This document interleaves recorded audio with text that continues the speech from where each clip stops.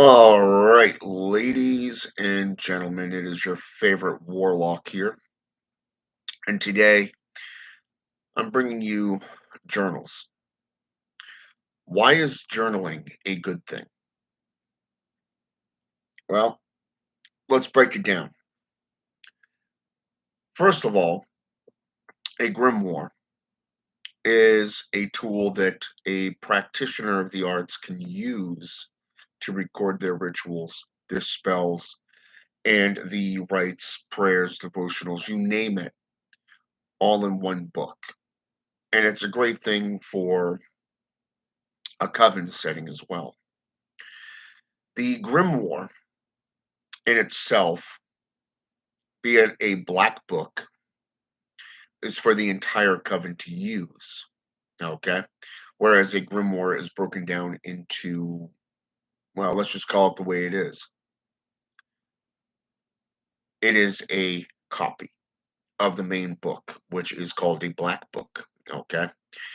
Everything that is in that black book is copied into a independent grimoire for all individuals associated with that coven. However, if you're a solitary practitioner, you don't need a black book. You just need your grimoire. And that grimoire is your personal journey into whatever tradition of magic that you're into. Journaling, on the other hand, is a great thing because when you go into a ritual room, your temple, you begin working with a spirit. Let's say, for an example, you're doing 3 months worth of ritual work with, say, Belial, Beelzebub, Murmur, Bifron, or say Seer. That's just if you're a practicing necromancer right there. Okay. These spirits can teach you quite a bit about necromancy. Okay. There's a reason why Beelzebub is known as the Lord of Lords. Basically, he's the Lord of demons. Okay. And can be used to bring these other spirits to you. Okay. Not to mention he's number two in the underworld. Okay. As you progress through your ceremonies and your rituals, your experimentations, it's always a good thing to journal and take note of what goes on. Cold spots, temperature fluctuations, the way the incense or candles react to your mantras, your whispers, your chanting. Okay. Even your prayers. If you're doing blood work, let's say blood magic, take note in how everything changes, how the atmosphere changes when you're working with that particular entity. Okay. And a lancet is something that's very good. It's very cheap to get your hands on them. Certain pharmacies have them out in the open. Walmart carries them out on the floor, so you can actually go out and purchase them. I think they're like $2, $3 a box. And, you got the ones that have the twist on cap, so it's just a prick of the finger. So a lot of people, when they think sacrifices or offerings, you have to carve into your skin. No, you don't need that. Something as simplistic as a lancet can drop, 3 drops of blood quite easily, especially in the finger. So taking note into all of this and how everything transgresses as you're performing a rite and then recording it into your ritual journal won't just give you that insight later on about, okay, this is where I was at that time, this is what I performed, this is how far it's transgressed. Okay, this is how it's improved. Okay, it's think of it as a documentation of your journey. Okay, that's the best way I can describe it to you. Now, there's a difference between journaling and keeping a daily journal or a weekly journal. Okay, a weekly journal is something where you record your rights throughout that week. You know, what have you been using? What have you been trying? And you're writing it down. You're writing your thoughts, your feelings. Okay. Okay, this worked, but that didn't work. How can I make this parts that didn't work? You know, this is why it's called alchemy because you get to experiment, and by keeping that log, you're seeing your growth. You're seeing your adaptation. Okay, and that's one of the big things about journaling and recording everything that you do because it will allow you to grow. It will allow you to mature. Even if you're doing a meditation journal, meditating on daily events, daily rites, daily rituals, things that you yourself are doing, this will help you because you get to sit down and go, okay, this was the type of day that, we're having, or that I'm having. Okay. I've had to go in and work with, say, let's go with murmur because, you know, somebody recently died and you want to commune with that spirit, or Bifron for that matter, or Seer. Either way, these three spirits here have something to teach you within necromancy. Okay. But by keeping a log of who you're working with, what they're showing you, the images, taking notes of shadows taking form in the complete darkness as you're staring off into the darkness of your temple. When it's completely dark, there's no light, there's no nothing. You're just meditating. You're focusing your breathing, and you're looking off into the darkness, and you're seeing all these shapes taking place.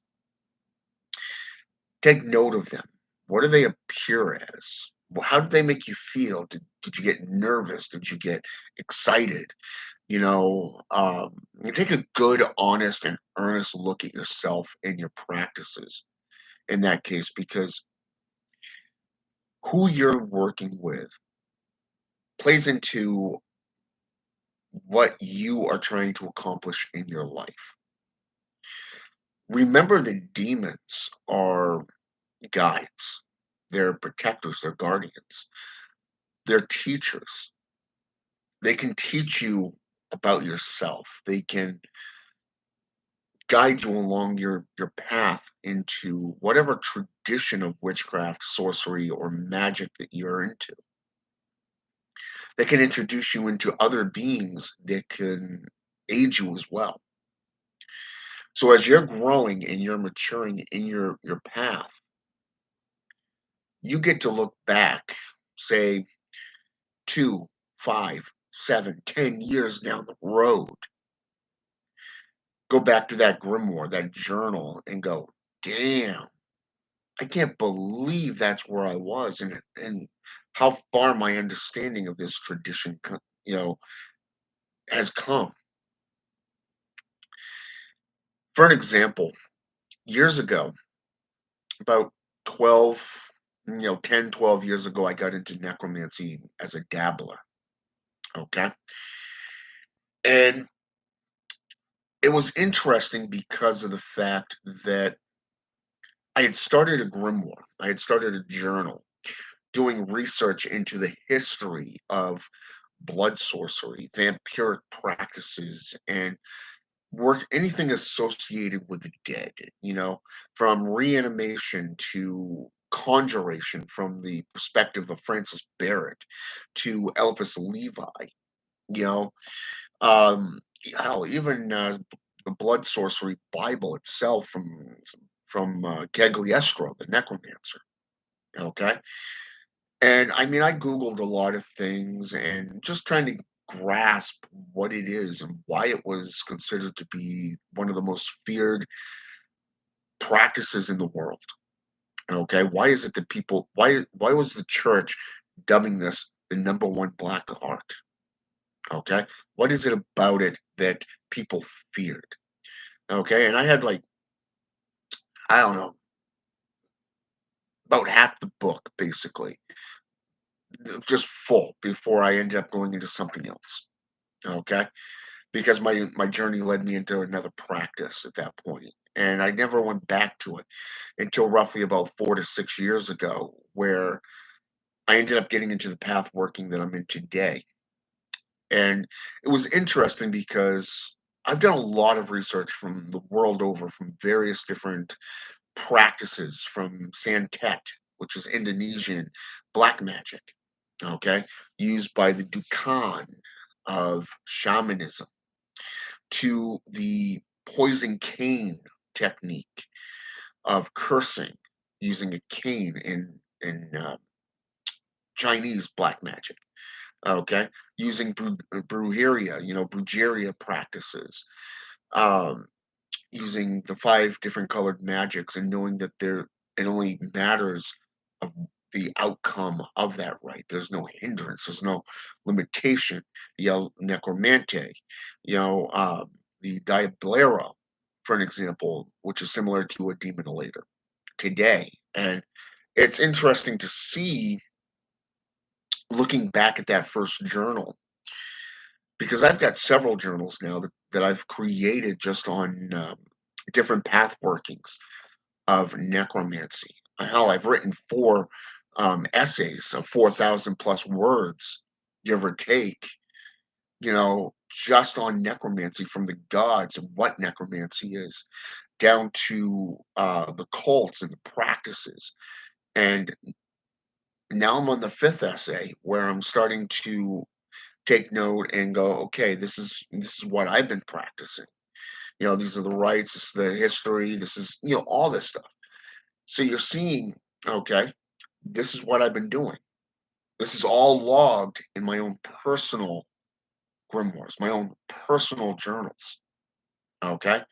Hell, I've even started in a Google Docs account where I can't tell you how many essays I've been writing and just kind of going back and forth on, and keeping track of everything that I've been studying, from Brujeria to Santeria to Palo Mayumbi to Palo Monte, okay? Haitian Voodoo, necromancy, okay?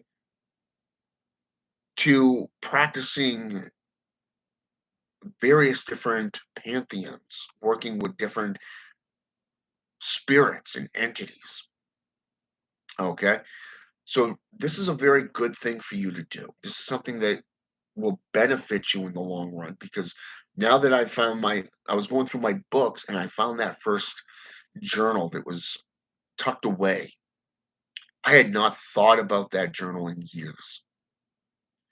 And I was talking with one of my teachers in necromancy, and I took some screenshots and I sent it to him, and I said, "Man, I haven't thought about this in so long." I said, "But to see the correspondence, you know, of just from a dabbler's perspective to being a full blown practitioner of necromancy years down the road, seeing I wasn't that far off. I mean, there were commonalities of things that I had been researching and studying, and spirits that I've been working with, okay, today, that I had forgotten I had logged in that first journal, delving throughout history, looking for these spirits, these entities associated with death and dying, like the ghoul, the vampire, the revenant, the banshee, the siren,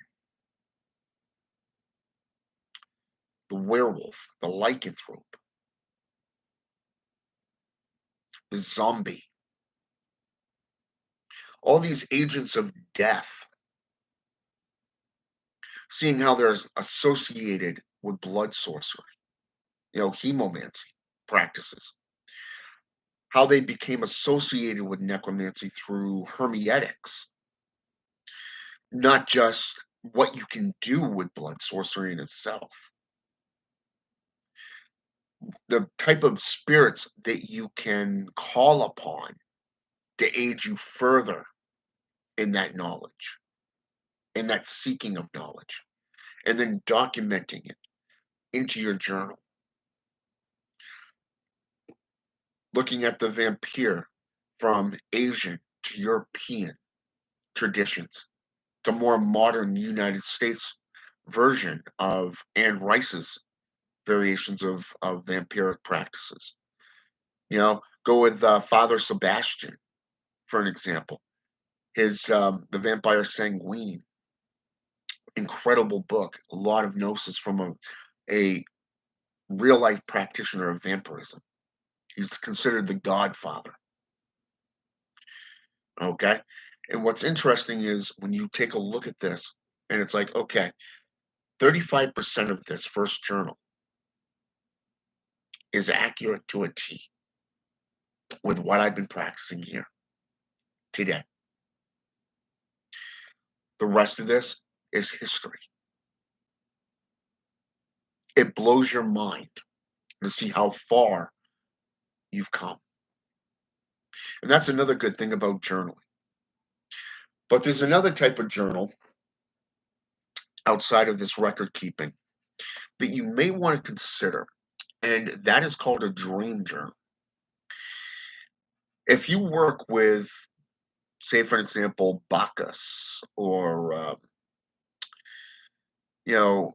maybe the Sandman, if you will,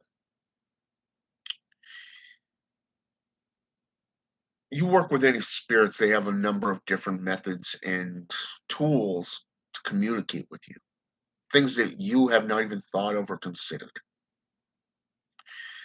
A lot of times it is your mind that is working shit out. It's working stuff out. One of the things that you will notice along your path is the type of dreams that you will have. I've had dreams where I've seen an apocalyptic world, a snake road with burnt cars and skeletons inside, smoke coming from buildings, skyscrapers, a city off in the distance, and all of a sudden a mushroom cloud. I've had dreams where I'm standing facing a valley, so to speak, in between two hills with rows of trees, and three-fourths of the sky is pitch black with only stars and what I can classify as a drawing of a kid, a kid's cloud, you know, up on that section there. I've had dreams where you see a pitch black background with gold letters and numbers coming down from the top. Every so often, a letter would come out, then go back in and continue going down, and then an alphabet, letter would do the same thing, and then a number again. There's been a lot. I've even had full blown dreams where I've carried on conversations with people that I've never met, only to find this person being a real person 5 months down the road, almost like a prophesized type dream that carries out in the same exact manner as it took place in that dream months prior.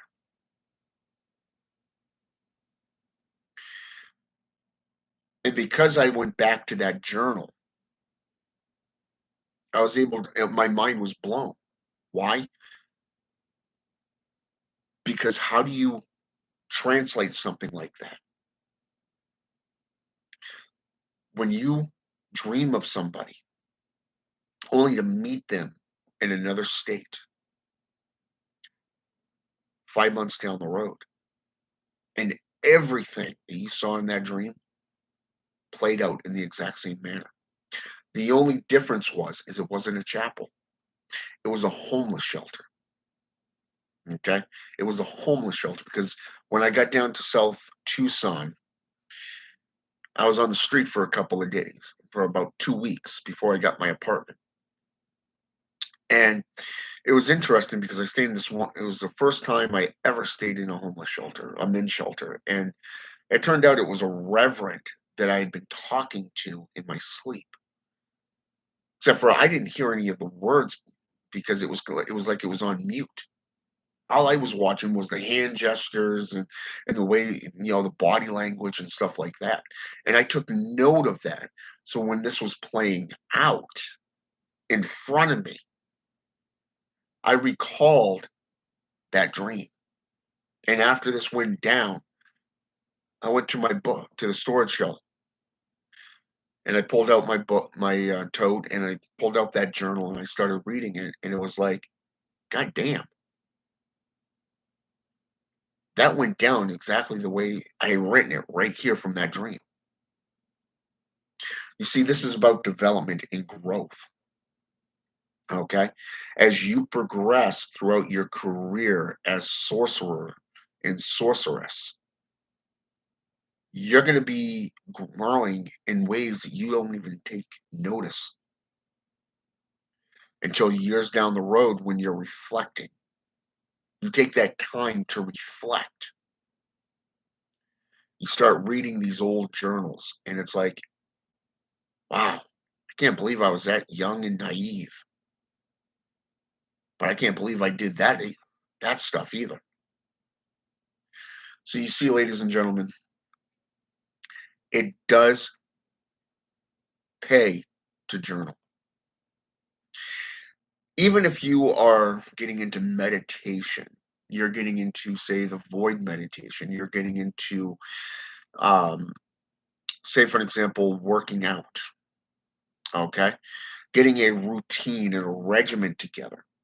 You want to take note on what you're eating, especially if you're going through fastings, like the Black Fast, which goes back to the 11th century. The Daniel's fast, which goes back to the 16th century, and then the Keta fast, which is more modern day. Okay, that help you with your spirituality and through your rituals. But more so, if you're getting into that regiment and that working out as well as doing daily meditations, the routines aspect, keeping a log of all of this, it will benefit you down the road, especially if you want to advance into higher magics and more potent and prominent sorceries. And trust me, the spirits that you work with, if you give them an ample amount of time, say 3 months per entity, you're going to see where everything goes. You're going to benefit from it, especially if you listen. Take my word for it. All right. Journaling and note taking is a very, very good thing, especially if you don't stop learning and growing. If you think you've already mastered everything, then it's time to put your ritual tools up. Plain and simple. Put them up. Because of the fact that you have already stopped learning. But if you humble yourself and you continue to take note, you continue to research, you continue to take notes upon your journaling, your meditations, what came into your mind as a third party watcher of your own mind. Okay, your thoughts will come in, you will start seeing your thoughts, you'll start understanding your thoughts, and it'll be like you're a third person in your own head. Okay, You want to take note, and I recommend having a notepad, something like a doodle pad, where you can actually draw some of the symbols that you see, so you can do research down the road. Okay, after the fact, you know, get into any number of routines, like say a philosophy. Get into a specific code that you can develop on your own of what type of sorcerer or sorceress you want to be. All of this stuff plays into effect, and it's the center of who and what you're becoming. Okay, take my word for it. Journaling is always a good thing. Record keeping is a good thing. If it wasn't for my ex, I probably would not have, number one, this laptop. Second of all, I wouldn't have the documentation that I have, not only printed out, in three-ring binders, you know, typed up. I'd have mounds of freaking paperwork, drawers full of paperwork, okay, that she helped me get rid of and copy into documented files on my laptop. So, or in one of these these three-ring binders. So I got to kind of give her credit on that. She motivated me to step up into the 21st century. you know, she motivated me to get into the modern day and get into technology. I'm still a noob when it comes to technology, but at least I'm learning. You know, for an example, I just learned the other day how to put cash register boxes into the registers and actually assign them. You know, so that's pretty cool. And yes, it is live. Viking Woman, 1988. So feel free to ask questions about journaling if you want. So I learned something new. So I doodled it in my daily journal. Okay. I took note of it. This is a way for me to keep track of the machines. How do I do this? How do I get into this? How do I assign myself to a drawer and then to a cash register? Or say, for an example, um, how to log into, let's go with your Wi-Fi password. you know, how to set up, a what do you call that? What is that like a? I'm not sure what the hell that thing is. It's You got your router, and then you have, I'm guessing that's like an antenna type thing that hooked into it as well. If it wasn't for my ex, I wouldn't even have that or even understand it. So, taking note into this, I know what to look at now. I know what to get into because she showed it to me. Okay, so I put that in my journal. Okay, my daily thoughts.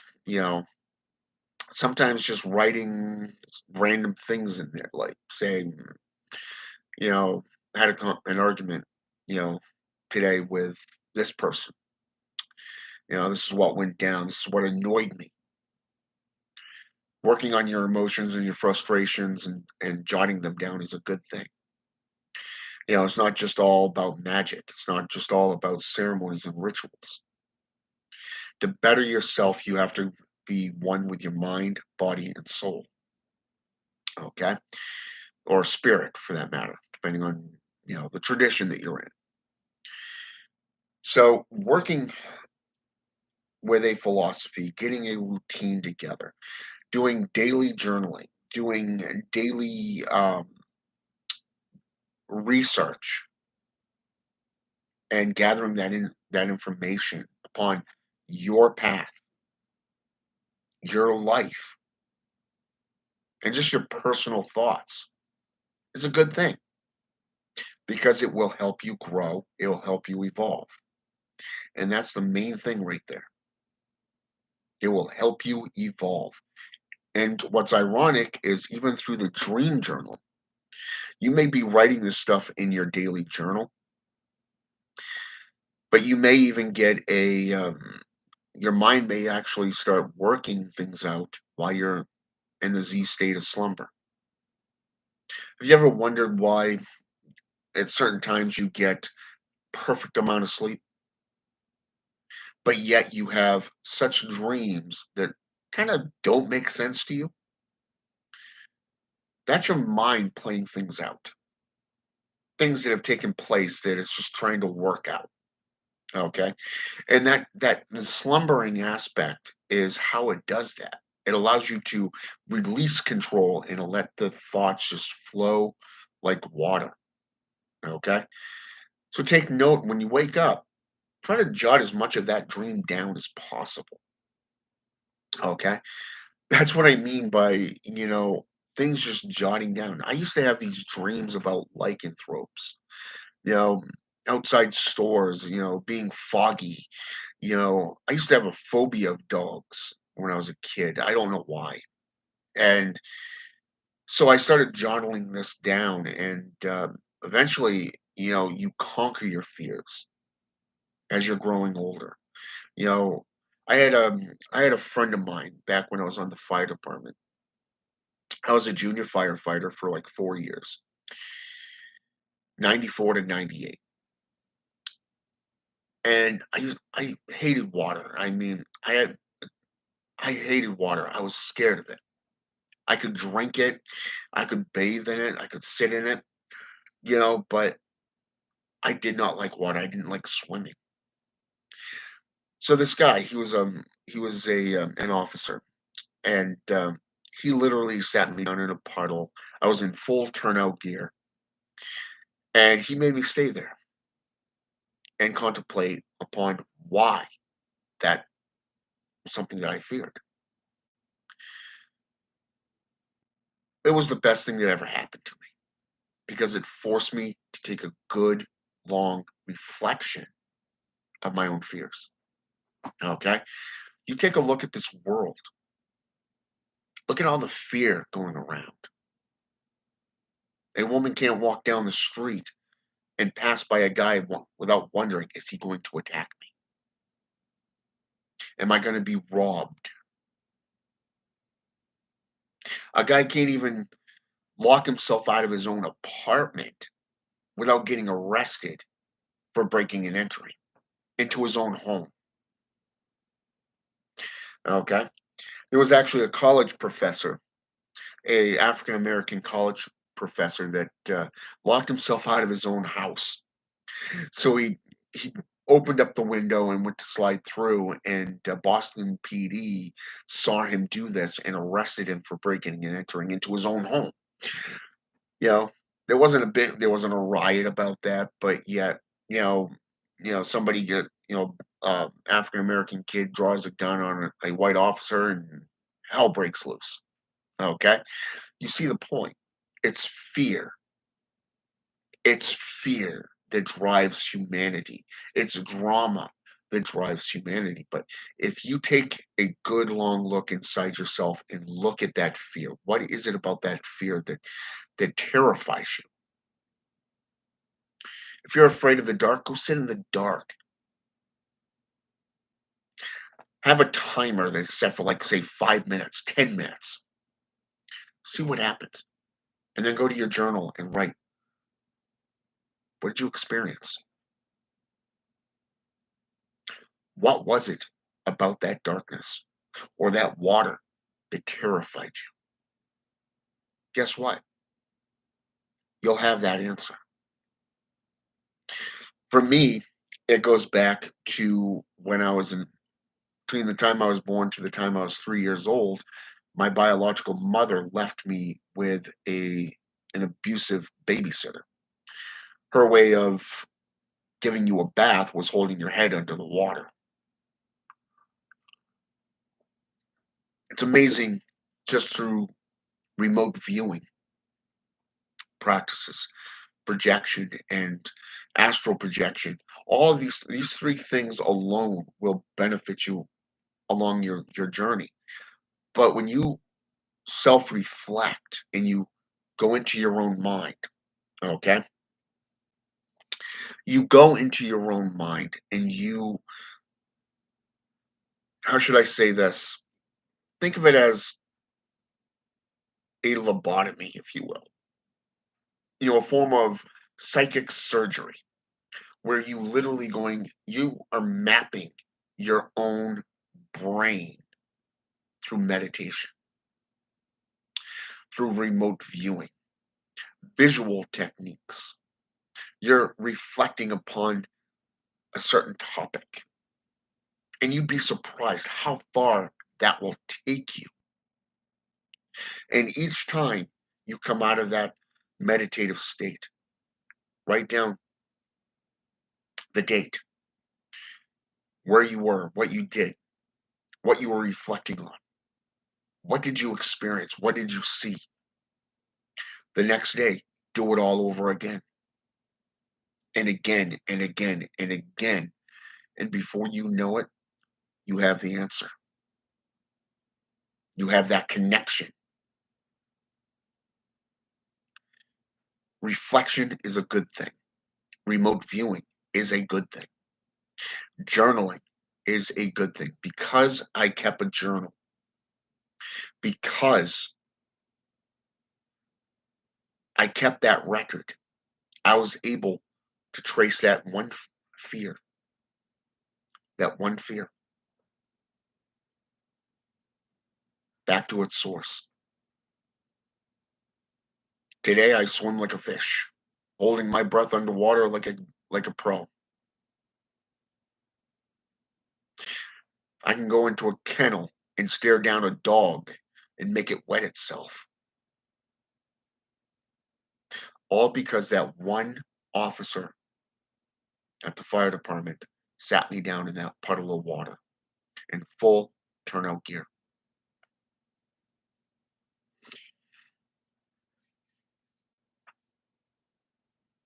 The records I've kept over the years throughout my journey into various different systems of magic is a benefit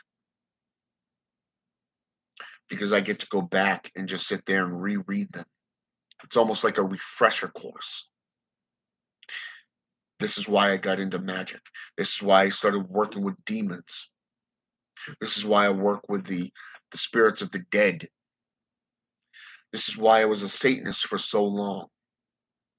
This is why I became a necromancer. This is why I keep records. This is why I keep a journal. I don't just keep a grimoire. I don't just keep a daily journal, but I also keep a dream journal. I can go through all three,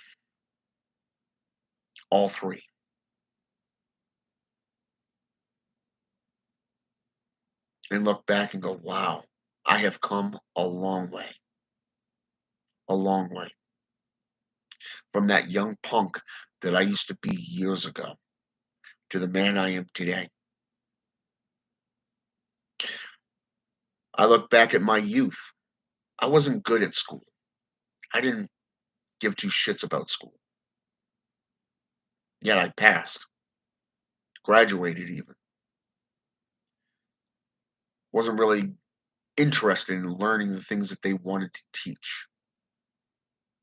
Today I understand why. Because they were only teaching this amount of topics. And they didn't like questions. So when I started delving into history, mythology, folklore, anthropology, thanatology, even archaeology, I started learning there is so much to this world, to various different types of religions, spiritual endeavors that nobody talks about or teaches. But I can look back and go, I did this. I researched this. It's not about pride. It's not about ego. It just goes to quote Daughtry, I wasn't meant to drink that water. End quote. And the reason for that is because I always knew deep down there was something they were not telling. There was something that I was meant to do. There was something more I was meant for.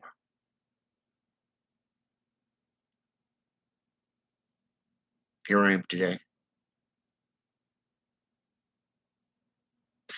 I am the practitioner I am today because I didn't listen back then. I'm the practitioner that I am today because I did the work. I put the time and effort into keeping a journal, keeping a grimoire, keeping a dream journal. And I implore you to do the same.